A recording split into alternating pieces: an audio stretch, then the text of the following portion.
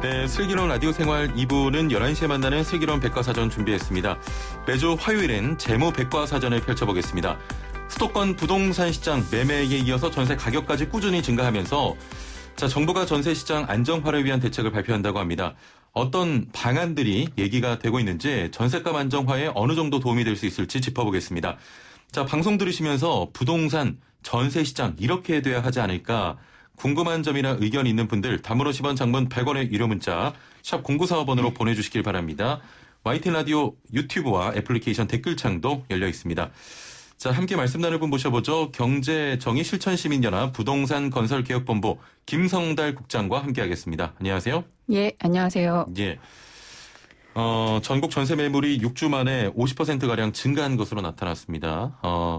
얼마 전에 그 가양동이었나요? 줄 서서 전셋집 네. 구하고 제비 뽑기로 계약하는 네. 그런 일이 불과 얼마 전인데 시장이 좀 나아졌다고 봐야 될까요? 어떻게 보십니까? 예, 전세 매물이 6주 만에 증가했다 해서 이제 약간 혼란스러울 수도 있다라는 생각이 드는데요. 사실 이 6주 저번 달이 전세 매물이 최저치였다는 또 언론 보도가 있었습니다. 그러니까 이제 가을 이사철이 끝나면서 일시적으로 매물이 조금 늘었다라고 보시면 되겠죠. 근데 사실 전세가는 계속 오르고 있는 것도 맞습니다. 그리고 10월 말 기준으로 발표된 또 하나의 수치가 전세 수급 지수, 그러니까 전세 수요와 공급이 얼마나 불일치하는지를 보여주는 그런 통계인데요. 이게 높으면 높을수록 불일치하기 때문에 전세가가 불안하다, 오를 가능성이 높다라고 해서 얘기를 하는데 전세 수급 지수가 20년 만에 최고치라는 또 언론 보도가 있었습니다. 그만큼 안 맞는다는 소리죠. 그렇죠. 그래서 이런 상황들 종합적으로 봤을 때는 또 전세가가 여전히 불안하지 않을까 이렇게 보여집니다. 매물 부족도 문제지만 꾸준히 오르는 전세 때문에 차라리 집을 살까 하는 분들도 많고요. 또 기사를 보니까 서울 힘들다. 경기도 외곽으로 떠나는 분들도 많습니다. KB국민은행의 10월 주택가격 동향 자료를 보면 서울 아파트의 지난달 전세가율이 54.2%로 집계가 됐고요. 아파트 전세 가격이 매매 가격의 절반 정도라는 건데 생각보다 전세 가격이 상당히 좀 낮게 형성된 거 아닌가 이런 생각 드는데 어떻게 보십니까? 그게 이제 왜 그러냐면 착시라고 보여지는데요. 왜냐하면 집값이 너무 많이 올랐기 때문입니다. 그러니까 전세 가액이 떨어지거나 안정됐다라는 판단은 절대적으로 할 수 없는 상황임에도 불구하고 워낙 집값이 올랐으니까. 전세가율이 이제 상대적으로 낮은 거는 집값이 이 문재인 정부에서 너무 치솟고 폭등 수준이기 때문에 이제 숫자적으로 그래 나온 거고요. 오히려 음마 아파트 같은 재건축 예정인 오래된 구축 아파트도 올 초에 전세가가 6억 원이 안 됐었는데 최근에 9억까지 거래가 됐거든요. 그 오래된 아파트인데. 전세가가 많이 오르고 있습니다. 사실 상당 부분은 임대차 3법 때문에 안정적인 계약을 하신 분들도 상당수 있습니다만 신규 계약하시는 분들은 치솟는 집값에 따라 오르는 전세값을 부담하는 것 때문에 엄청 고통받고 있는 건 사실이죠. 지금 전세 상황 좋지 않고 착시 효과 때문에 그렇게 보이는 거다라고 말씀하셨는데 이런 상황이 계속 이어질까요? 네, 지금 정부가 이렇게 보이는 거는 결국은 빌려주는 물건값이 오르면 빌려주는 임대료도 오를 수밖에 없다. 그러니까 집값을 결국은 시간을 사이에 둘 뿐 따라가는 거거든요. 근데 지금 이 정부에서 전세값이 별도로 떨어진 문제가 아니라 집값과 연결지어서 생각해야 되는데 정부가 집값 대책을 근본적으로 내놓지 않고 있고 사실 또 집값이 떨어지지도 않습니다. 언제든지 전세값은 상황만 맞아 떨어지면 올라갈 수 있는 여지는 충분하다. 그런데 지금 정부는 임대료 상한제가 되면서 집주인들은 전세로 새로 계약 맺을 땐 더 올릴 수 있는 여지가 있기 때문에 오르고 싶어 할 것이고 거기에 또 저금리이기 때문에 이자 수익도 예전만큼 못하거든요. 그렇습니다. 그런 상황들이 맞물리다 보면 전세가는 집값이 떨어지지 않는 한 시간의 차이만 있을 뿐이지 올라갈 수 있는 여지는 있다고 봅니다. 지금 이르면 18일 내일인데요. 공공임대주택 공급 확대를 중심으로 한 전세 대책 발표를 예고를 했습니다. 그런데 부동산 시장의 분위기 사실 싸늘하거든요. 어떻게 좀 지금 보십니까? 이제 집값과 연동되지 않기 때문에 가장 크다고 봅니다. 그리고 이제 이번에 정부가 발표하겠다는 대책이 언론에 보도된 도래는 매입 임대 또는 전세 임대를 활용해서 수만 가구를 연내 공급하겠다라는 거거든요. 내년 초까지. 근데 사실 이런 거는 신규 공급은 아니고 기존에 있는 주택을 정부가 다시 사들여서 공기업을 통해서 다시 사들여서 재임대를 해주는 거거나 예, 아니면 예. 기존의 주택을 정부가 LH가 직접 계약을 맺은 다음에 전세 예. 계약을 맺은 다음에 다시 또 저소득층이나 신혼부부에게 재임대해 주는 방식입니다. 예, 예. 근데 이런 주택이 지금의 이 전월세 시장의 무주택자들이 약 600만 가구인데 예, 예. 600만 가구의 이 불안을 호소하는데 이 부분을 해결하기에는 한계가 있다. 그리고 민간인데 어디에 있던 전세가가 떨어져야 되는 부분의 문제이지 그렇죠. 누구 특정 호에 들어가서 그분만 안정화돼서 될 일은 아니거든요. 거기에 추가적으로 정부가 지금 뭐 공공 임대주택을 더 빨리 더 많이 공급하는 쪽으로 대책을 검토하고 있는데 예. 이게 사실 전세 대란에 좀 지친 실수요층에게는 단기간에 해결하기 좀 어려워 보이긴 어렵죠. 하거든요. 예. 지금의 주거 불안을 호소하고 있는데 정부가 이제 기존 주택도 아까 말씀드린 한계가 있고 신규로 공급하면 3년, 5년, 10년을 그러니까요. 내다봐야 하기 예. 때문에 지금의 주거 불안 해결하기는 어렵다. 근데 사실 조금 들여다보면 주택 수가 모자르냐? 주택 수는 모자르지 않습니다. 그러니까 주택을 어떻게 재분배하고 기존에 내고 있는 그 주거비를 낮추냐의 문제인데 예. 낮출 수 있는 방법이 있거든요. 정책적으로 정부가 어떤 대책을 쓰냐에 따라서 집값은 오르기도 했고 떨어지기도 했기 때문에. 근데 지금 정부는 그러한 것들은 뒷전인 채 어떻게 풀겠냐고 하면 결국은 공급 확대가 답인 것 같습니다. 그래서 재개발, 재건축의 규제를 풀어서 또 공급을 늘려서 또 신도시를 더 개발을 해서 또 공급을 늘려서 결국은 집값도 잡고 뭐 임대도 늘리겠다라는 말이거든요. 얼핏 보면 가능할 것 같지만 예. 시장에 어떤 주택이 나오냐. 비싼 주택이 나오는 방식은 기존 주택을 더 자극할 뿐입니다. 그러면은 주택이 투기 수단화가 되면 다주택자들은요 시장에 자기 주택을 매물로 내놔야지만 전월세에 사는 분들한테 기회가 마련되는 그렇죠. 건데 예, 예. 다주택자들이 집값이 오를 것으로 판단이 되면 더 사재기하는 거거든요. 예. 무리해서라도 더 사재기할 수 있는 구조입니다. 예. 그런 거기 때문에 정부가 어떤 집을 내놓겠다가 분명해야 되는데 지금 정부는 강력한 어떤 규제를 통해서 아주 저렴한 무주택 서민들에게 내 집이 제공되는 그런 주택을 내놓을 개혁 방안이 전혀 담아있지 않아요. 그러니까 지금처럼 얼마 전에 과천 지식정보타운에 청약과열이 나왔다고 하는데 수백 가구. 예, 예. 근데 이때 이 집값이 절대적으로 낮지 않았습니다. 주변 기존 집값보단 쌌지만 무주택 서민에게는 마련하기에는 턱없이 비싼 집인데도 예. 이 청약 과열이 나타났는데 이러한 주택은 서민들에게는 진입 장벽을 만들고 주변 집값도 자극하는 아주 나쁜 방식의 분양가 제도인데 이러한 분양 제도를 개혁해야 하는 것이 예, 훨씬 예. 지금 더 전월세나 집값 불안 해소하는 데는 효과 있는 정책이다. 이제 그러한 것이 필요하다는 거죠. 알겠습니다. 자, 그 여당에서 전세가 상한제를 언급하기도 했는데 이게 네. 뭡니까? 이게 이제 지금 현재 계약 갱신을 허용할 때는 임대료를 2년 안에 5% 올리는 그렇죠, 예. 걸로 상한제가 들어가는데 신규 계약, 실거주를 이유로 집주인이 새로운 계약자와 임차인과 계약을 맺을 때는 제한이 없습니다. 예, 예. 그때 많이 오르는 게 지금 문제가 되는데 그것도 정부는 아니면 일각에서는 또 상한제를 둬야 된다 이런 얘기거든요. 근데 이게 지금 상당히 우려스러운 게 지금 전월세 가격을 정부가 제대로 시장 파악을 하지 못하고 있습니다. 예. 어떤 가격은 너무 높은 거고 또 어떤 가격은 상대적으로 안정화되어 있을 수 있는 가격들이 다 혼재되어 있거든요. 근데 이런 시장을 전혀 파악하지 못하고 있고 실거래 신고가 의무화되어 있지 않기 때문에 임대 소득세도 제대로 부과되지 않는 상황에서 예. 일괄적으로 다 상한제를 둬버린다? 그거는 되게 그 안에서의 불만과 부작용과 불공정이 또 발생할 우려가 매우 커집니다. 그래서 지금 정부가 섣부르게 또 개입을 해서 규제하는 것보단 투명한 임대차 시장을 만드는 게 지금 훨씬 더 필요한 상황이죠. 예, 예. 알겠습니다. 전세 가격 안정화를 위한 추가 대책에 그러면 어떤 게 좀 포함되어 네. 그래서 야, 이제 될 거라고 정부는 보십니까? 뭐 매입임대, 전세임대 이런 방식으로 할 것이 아니라 일단은 임대차 시장이 투명해야 된다. 지금 임대차 등록 실거래 월세 얼마인지 전세 얼마인지를 정부가 다 파악을 해서 국민들이 투명하게 볼 수 있어야 되거든요.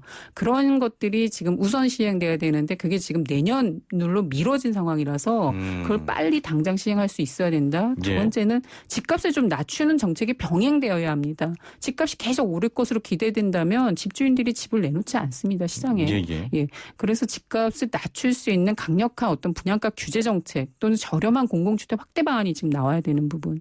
그다음에 또 하나는 세입자들이 지금 이미 비싼 전세금을 지불하면서라도 계약을 하겠다라는 분들이 많은데 이 전세금이 떼일 염려가 있습니다. 이 갭투기로 인해서 또 여러 가지 깡통 정세 등의 우려로 그럴 때 이 임차 보증금을 반환받을 수 있도록 그런 상품을 의무화해야 되는데 예, 예. 그것도 지금 제대로 돼 있지 않은 상황입니다. 그러니까 이런 것들이 훨씬 더 효과적이다. 지금 말씀 들어보니까 정부 정책이 그냥 눈앞에 보이는 불, 그렇죠. 단순한 전세난을 좀 타개하기 위한 너무 급한 네, 정책들이 맞습니다. 아닐까. 지금의 전월세 불안의 가장 큰 원인은 집값이 너무 오르기 때문에 전세가가 따라갈 수 있는 구조가 기본적으로 형성돼 있는 상황에서 예, 예. 정부 서민 세입자들은 전세를 더 선호할 수밖에 없습니다. 월세보다 월세가 너무 비싸니까요. 그런 상황에서 정부가 전세가를 규제에 들어가면서 전체적으로 이제 부작용이 나타나고 있기 때문에 예. 근본적인 해법으로 집값과 전세값을 같이 해결하고자 하는 것들이 정합적으로 설계되는 것이 중요하지.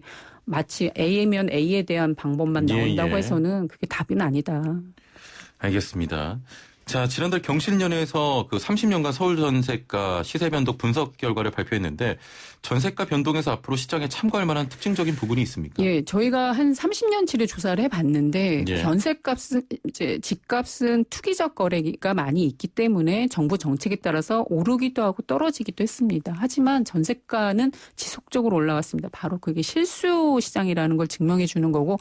전세를 원하는 실수요자들이 항상 있다는 겁니다. 그래서 집값을 관리하지 않으면 전월세 값은 계속해서 올라갈 수밖에 없다라는 게 다시 한번 확인이 됐고 또 하나는 음마 같은 사례를 아까 제가 말씀드렸지만 지금 9억 원대까지 거래가 됐다고 했는데 예. 집값이 한창 떨어지던 박근혜 정부 때 음마가 8억대까지 떨어졌습니다. 그러니까 예. 그 정도의 매매가가 그 정도의 매매가가 유지됐더라면 더 떨어졌더라면 지금처럼 이런 고가의 전세금 때문에 불안한 상황도 방지할 수 있었다는 거를 저희가 다시 한번 확인을 한 거거든요. 그래서 정부가 집값 대책과 전세값 대책을 따로 볼 것이 아니라 같이 그렇죠. 봐야 예. 되는 거죠. 예.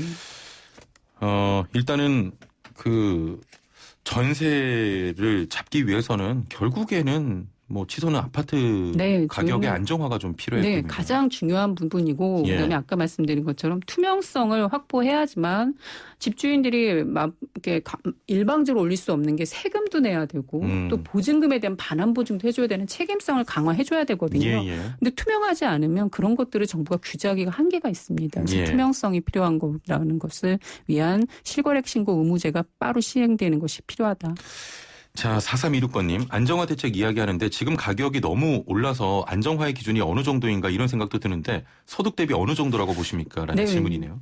지금 정부가 발표했을 때는 정부가 발표한 집값이 소득 대비 4배, 5배다 안정적이라고 표현했습니다. 근데 그걸 국민들이 들었을 때 4, 5배? 말이 안 된다라는 표현이 있는 게 예. 지금 서울 아파트가 9억에 연소득 5천만 되더라도 거의 18배 그렇죠. 수준이거든요. 예, 예. 계산이 안 맞는 거예요. 그래서 정부 통계가 뭔가 매우 심각한 문제가 있다라는 게 재확인됐고 정말 정부 말대로 4, 5배로 떨어지려면 지금의 집값을 반토막 더 이하로 반값 이하로 떨어져야 되는 거죠. 지금 중위값이 9억 원이면 5억 원 이하로 떨어져야 그게 한다는 돼야 겁니다. 안정화가 됐다. 그래 왜냐하면 소득은 그렇게 급하게 늘거나 급하게 떨어지기가 그렇죠, 예. 어려운 구조잖아요.